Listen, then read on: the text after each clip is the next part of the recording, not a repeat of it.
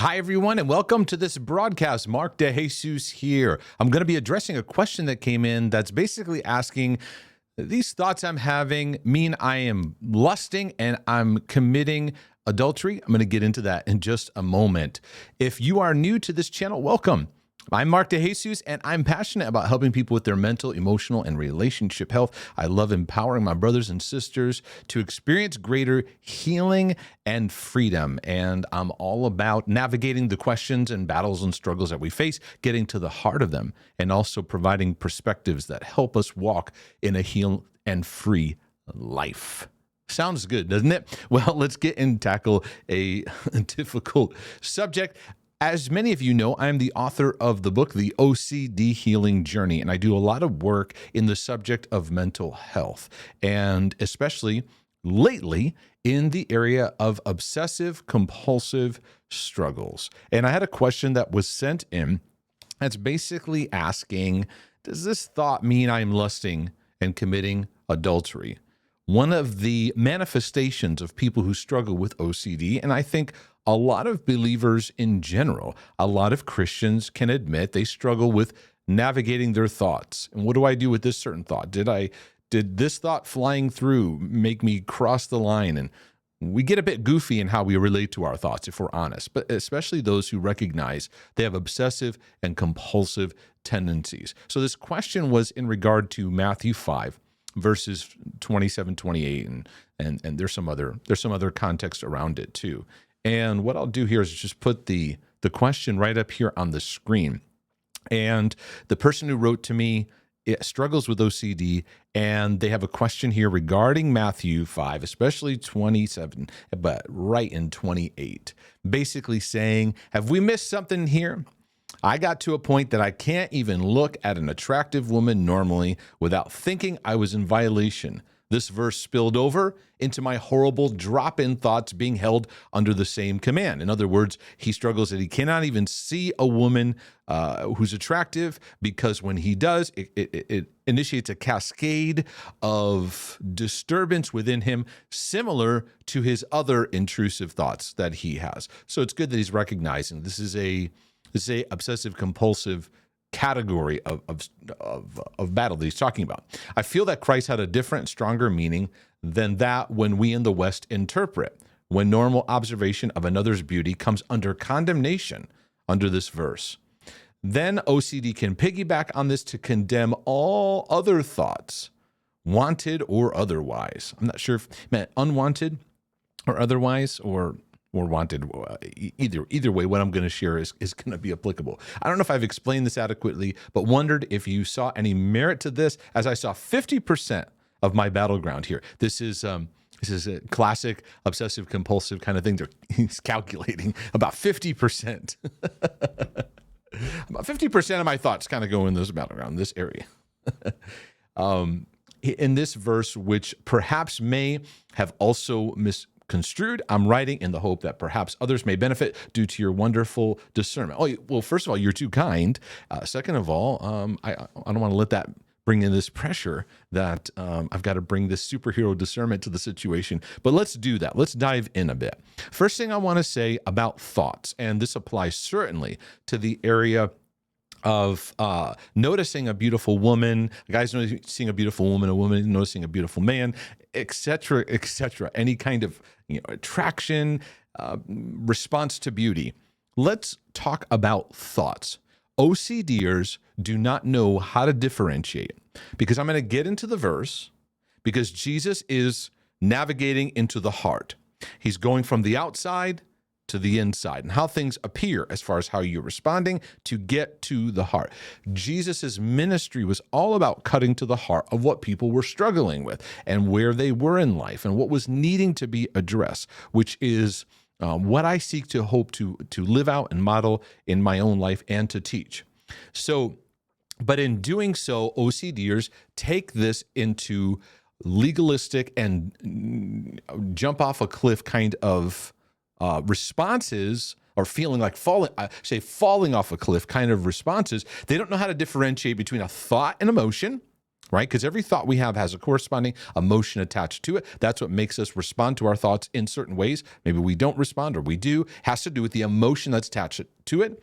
There's feelings and associations. What do I mean by that? If you have a certain feeling, it maps up to an association. So for example, if you feel anxious, you have an association of feeling anxious with a certain time in your life or a certain meaning, right? So a lot of our feelings in our life have certain mappings of interpretation associations, right? But we're still not in what Jesus was talking about. There's also the next level down. You see here, thoughts and emotions, feelings and associations. Then there's imagination, where now there's pictures, video that's rising to the surface, right? We're still not there yet, but an OCDer doesn't realize it, doesn't know that. Then there's the threshold of temptation.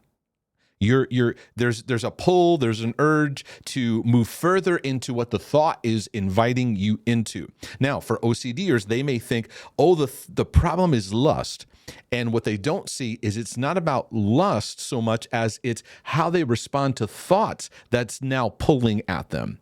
They may think the lust is pulling at them, and it may be, but it's mostly the fear, the conflict over the thought, their disturbing response that's really the issue that's now pulling at them. That's why we have to understand the problem is not the problem. So an OCDers know the difference between thoughts and emotions, feeling associations, imaginations, temptation. We're still not in the area of sin yet, okay? And it was helpful for me to realize, just because I'm being tempted in something, inappropriate desire is pulling on my thoughts, doesn't mean that I'm in sin. And now that could be in a lot of areas, not just lust. It's anger. You could feel anger. It's rising. You feel this temptation of where to go with it, but you don't. It could be jealousy, envy, covetousness, all this stuff, right? That could be taking place. Now, when we enter into the domain of what Jesus was talking about, we're talking about deep meditation. When I say deep meditation, I don't mean, I mean deep playing out of the scenario. I'll get to talking about that further in just a second. Or we could talk about fantasy kind of things. This is the arena that Jesus is talking about, that he's highlighting that in the law wasn't brought out, wasn't highlighted.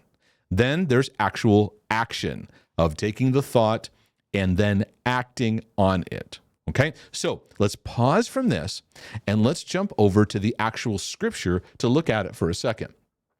Jesus says in Matthew 5:27, "You have heard that it was said to those of old, you shall not commit adultery." So up until this point, they were evaluating how you commit adultery or not commit adultery by the actual act taking place of you with someone else that is not your spouse. And so then Jesus takes it to the next level. "But I say to you, that whoever looks at a woman for lust has already committed adultery with her in his heart." So what Jesus does is move past the surface, cuts to the heart.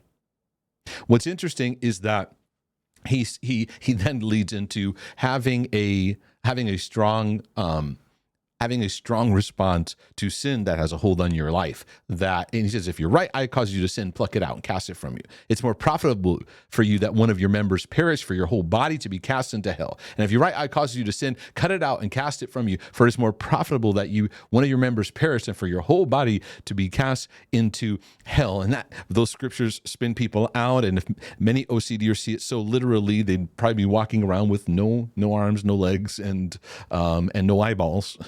Because of their response to sin. But Jesus is basically saying the world lives a system that acts on those things unchecked. And so we as believers, we are set apart where we don't just fall into all those things unchecked. So he's talking about taking a strong stance against the work, in this case, adultery, but in sin in general. So let me talk about what's being described here. Jesus is moving from outward law to inward heart. Now, there's an interesting thing that's just been presented online in YouTube. Dennis Prager, who's a well-known practicer of Judaism, he came out and helped illustrate the difference of what Jesus is actually cutting into, because Dennis Prager is not a Christian. And I even wrote down one of the statements that he said. He said, I am less interested in the interior of a person, morally speaking, than you are, speaking to whoever else was there. I think it was Jordan Peterson and some other theologians. He says, I come from a behavioralist, law-based religion. We care how you act. So looking with lust is not a sin in Judaism. And it reveals what Jesus is challenging here. Now, what Jesus is bringing out is the Pharisees, people of the law, they put a heavy burden on people, and they walked around saying, I haven't committed adultery. I haven't violated the law because I didn't act on it. And what Jesus is bringing out here is, says, you know that day that that pretty lady walked by and you stood there and you gazed at her and you followed through to, in your thoughts and minds, undress her. And you went all the way through. You imagined the act. You went through the whole act. And you pondered on it. You meditated, unchecked at all, and went all the way through it. Because Jesus was also bringing out, too, that their hearts were hardened, that you have these acts that look holy, but I am cutting to the heart of what's really going on. Because you're actually adulterous because you live life in a way that you follow through with these things in your mind from beginning to end, all the way through. So what Jesus is doing is cutting past just how things looked and getting to the heart. Now, for OCDers, this is very challenging because we don't know how to differentiate between a thought that's coming in or an imagination. And I'll say it this way. OCDers believe when it comes to these disturbing thoughts, inappropriate thoughts, they believe they have immediately gone from thought right to action. So if I go back to that slide right here, when a thought crosses in, they immediately, they've acted on it. They've gone right down to the bottom. They've gone right from here, right down to there. So a thought enters in. So this gentleman who's writing, he looks, sees an attractive woman, and immediately, this whole sequence feels like it went through. And this is not what Jesus is talking about. The OCD is now taking this into a whole different ditch, into a whole unfruitful place, because now it's making you afraid of the subject. You're spinning in yourself. But we have to realize that this thing is called a thought-action fusion in psychology, which means if a thought arrives, it's the same thing as acting on it. And Jesus is not saying that if a thought arrives to you, because first of all, that's impossible. Thoughts show up all the time. Attractive people show up all the time. You have thoughts, but an OCDer doesn't know how to manage the thought in such a way to put it in its place so that they can move on. They look at it, stare at it, and now in deep fear, they're trying to do something about it, and it makes it worse. Then they start going, stop thinking, stop thinking, stop thinking, stop thinking. And that thought just begins to increase more and more. So there's a couple things that I want to bring out. And one of the thoughts, I think this is something that we as Christians need to talk about and work through, because first and foremost, I believe in purity. I don't believe in compromising God's standard of sexuality and sexual sin. But at the same time, I am wholeheartedly a believer in compassionate grace to look at what we're going through and how to navigate the areas of attraction, beauty, lust, desire, and all these things in healthy ways so we get to the heart of it. And one of the observations that I see over and over again is we don't know how to relate to beauty in a healthy way. I believe with all of my heart that Jesus didn't walk around, if there was an attractive woman walking by, that he would go, no, can't look, because, and I know I'm speaking from a male perspective in a lot of this, but this applies to all of us. Many men, if they see an attractive woman, because maybe they have a history of pornography or a history of struggles with how to relate to their sexual drive, and they go, and we start acting goofy, we start acting weird, and it just makes problems worse, because now you've taken this thought and you've activated and given more attention to it. And if you're married, now your wife looks over and goes, what's the matter with you? And then she'll start to go, are you checking her out? Not because you noticed her, but because of how goofy now you're acting inside. And it steals you from being social in the moment. And it can create real dysfunctional patterns now in how you relate to the opposite sex. So OCDers are afraid of attractive people. Do you know that? Because and I find in general, people don't know how to look. First of all, we don't know how to appreciate beauty in itself. We have so much stuff online, just in general, that I can access pictures of the most beautiful scenery anywhere on the planet, and it kind of dulls our senses. And we don't know how to go out and look at a tree and go, "Oh my goodness, this is amazing." To just in general appreciate beauty. And I believe it is okay if a guy who's handsome or a woman who's beautiful walks by, you notice, oh, there's a handsome guy, there's a beautiful lady. And that's all it needs to be. But what happens is fear makes the thought worse. Oh my goodness, I see an attractive person. I felt something. Who cares if you felt something, right? It doesn't have to now mean something. Because then we hyperventilate over I felt something, and now that has to mean something. I also feel that this brings out, we don't know how to relate to the opposite sex.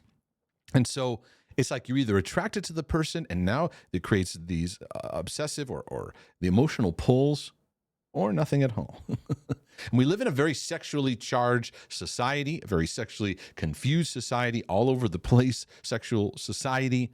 So there's so much going on. The people of God, can we relate to the opposite sex in a healthy way?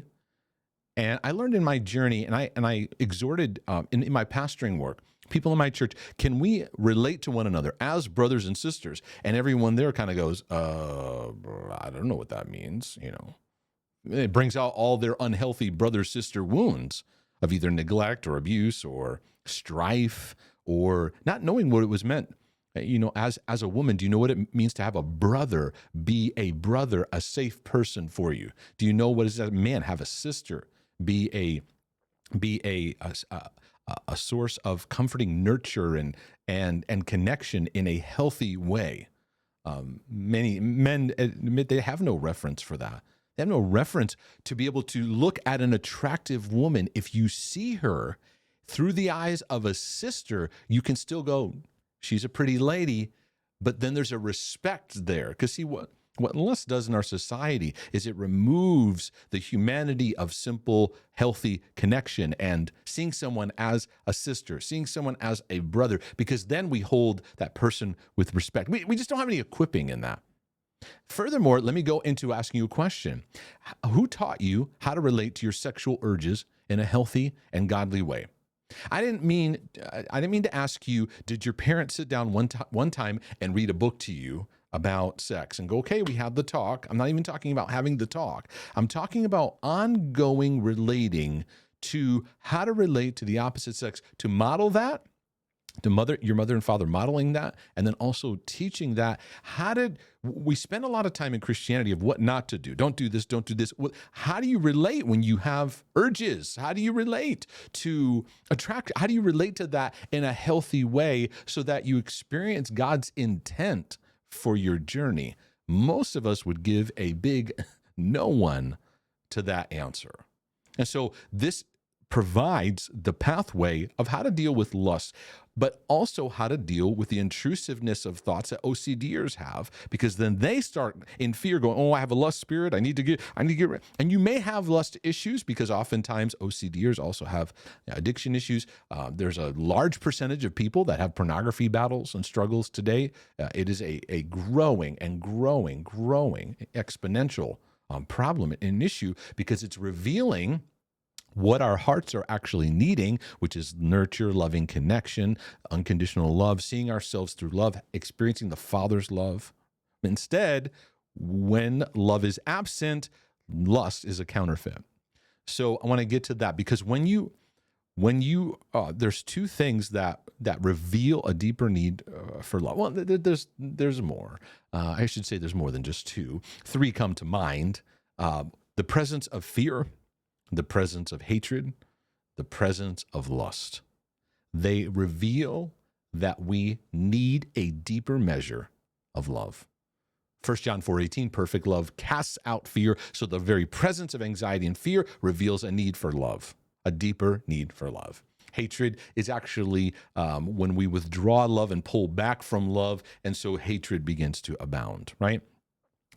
Then in lust, the very presence of true lust involves the absence of the power of God's love. It's the counterfeit. So let me bring it up here and put it up on the screen. The King James translates, every man is tempted when he's drawn away of his own lust and enticed. The New King James moves into desire. I don't know that that's the best translation, because Christian oftentimes we see desire, all desire, as bad. Hey, I'd like that, or I want that. It's like, no, God doesn't want that. You got to give it up. And that is a cesspool for OCDers, because they often think if they want something, it means God doesn't. So they live this constant, it's like they're living opposite day their whole life. Hey, I'd like to buy this. Oh, that means God doesn't. Hey, I like this person. I think I'd like to go on a date. It means God doesn't want it. You're not surrendered enough. You're not. It creates a lot of Christians live in opposite day.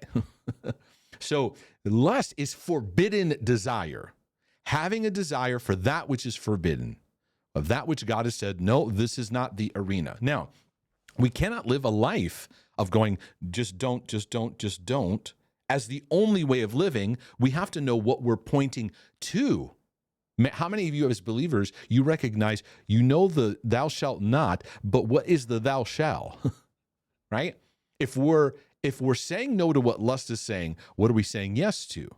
Because I'm talking about forbidden desire. That does not make all desire evil. In fact, healthy desire can be a tree of life, the Bible says. Hope deferred makes the heart sick, but when desire is conceived, it is a tree of life. There can be a healthy pattern to desire, walking with God and the desire and beauty of the hope that we have, of what you are seeing happen in your life, that you desire to see happen as you walk with God, seeing that flourish.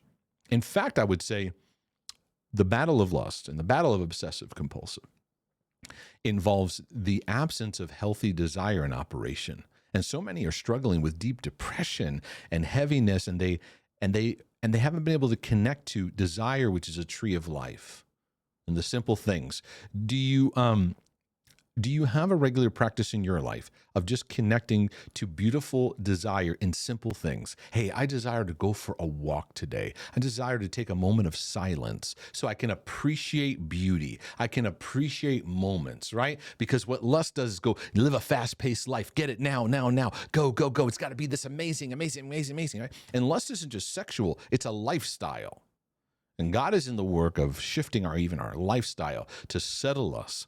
The word lust can also speak of addictions. We could say every man is drawn away of his own addictions. Or we could say his unbridled affections that are forbidden, right? One of the aspects of the fruit of the Spirit is self-control, is learning, and this takes practice and it takes a healing journey to navigate this, of how to have self-control over your emotions. Because when lust is at work, many people say, well, when you get married, that will take care of it. You're single, that's why you have it. But if you're married, you wouldn't have this battle. And that's just not true. And you start to develop a relationship where you lean to lust. And what I show you here is lust is a counterfeit to love. Love is not a rush, a dopamine hit, or ecstatic kind of emotions. Now, do you have moments of great joy and wonderful experience? Yes. That's not the baseline, though. When lust is in the driver's seat, that's the baseline. You got to have that. Many people who are depressed and empty, they're down here looking for the way up here to feel better. So lust is the opposite of love. Love gives, lust is always taking. Take 1 Corinthians 13 and everything in that list that says what love is. Lust is the opposite. Wherever lust is present, love is needed. So whether it's the person like Jesus was talking about who sits there, he gazes and he looks at her and he travels with her in his mind and he has this whole sexual experience with her. Or we're dealing with the obsessor that has a thought and some emotions, and they start freaking out. Oh my goodness, maybe this means I haven't lusted. Oh, I've sinned. I got to confess this. Either one is needing a deeper work of the love of God. So I'm going to give you some practical things that can be healthy in your life and your journey. I think it's healthy to notice beauty, and not just for the gentleman who wrote the question, who's talking about seeing another woman who's attractive, not just that in general. Having a healthy reaction to beauty in life, of seeing a beautiful mountain, beautiful scenery, just seeing beauty and seeing it for what it is, right? And having you notice an attractive person, and that's it. Practice that. Now, I'm not telling you to be creepy and go up. Hey, you're attractive. I need to go walk by you. Talking about in everyday life, as you're driving or as you're walking or at work, and you notice someone, there's someone that's attractive. That's it. Moving on. Don't need to act any further. Don't need to act out here outside, nor in here do I need to serve the spinnies. Number 2 is we have to practice not being afraid of a thought that person's attractive. Because if you're afraid of it, it makes everything worse. And most compulsive activity, you start confessing, asking for forgiveness, spinning out, you feel like you got to confess it to somebody. All that's done out of fear. The fear drives compulsive activity. Learn to interpret your thoughts and feelings in a compassionate and gracious way. Hey, I noticed that person's attractive. That's all it needs to be. Because eventually what we're going to do is number 5, gently let that thought pass on by. But number 4 is you don't need to respond to the thought. And for OCDers, you have to starve your compulsive response. That's what the baseline practice. You have a thought arising, emotion. You have all kinds of emotions rise up, all kinds of feelings happening. You don't need to go further in spinning.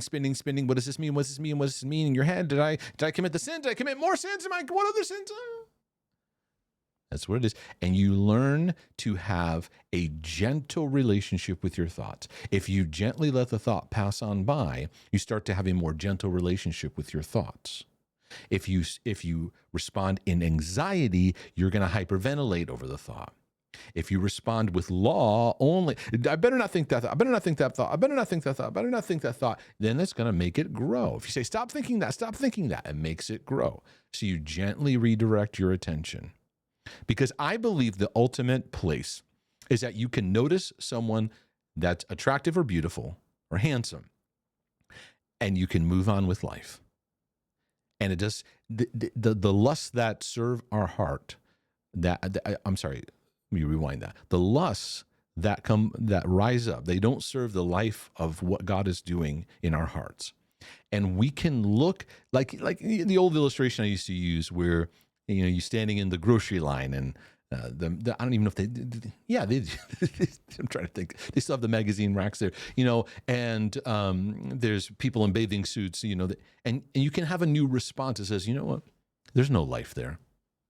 There's no life there. And you can practice redirecting yourself. We've conditioned ourselves to look and look and look and look and look and look. And God has a new direction. The fruit of the Spirit is here to say there's self-control, but self-control is rooted in the love of God.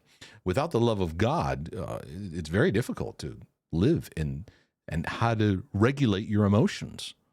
Love stabilizes us. So we're going to need to learn to experience that. Now, I say here number 6 is practice healthy relationship interaction, where you're not obsessing over, am I attracted? What am I feeling? Am I attracted to this person? Sometimes you just need some practice. And I even mentioned this in my pastoring.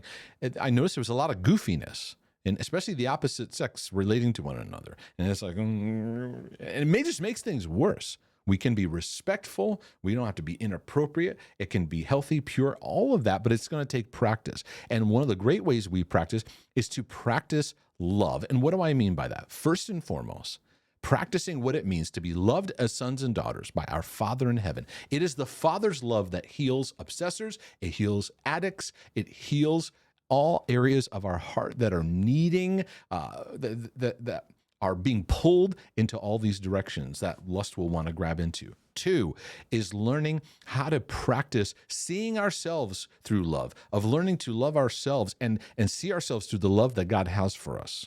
3 is to practice that in life, that we serve one another in love. And that is a safeguard, to not only keep lust out, but also to have a nurturing response to these squirrely thoughts that come our way and make us feel goofy inside. I know this is going to take some practice, and I encourage you, get a copy of the OCD Healing Journey. That's going to help you go next level in this process. If this video was a blessing to your life, would you please like, subscribe, share it with your friends. Go to markdejesus.com. You can subscribe to our email newsletter where I give you updates on what's happening and resources that are being published. And if it is a blessing, consider a one-time donation, or you can become a monthly supporter to the ministry work.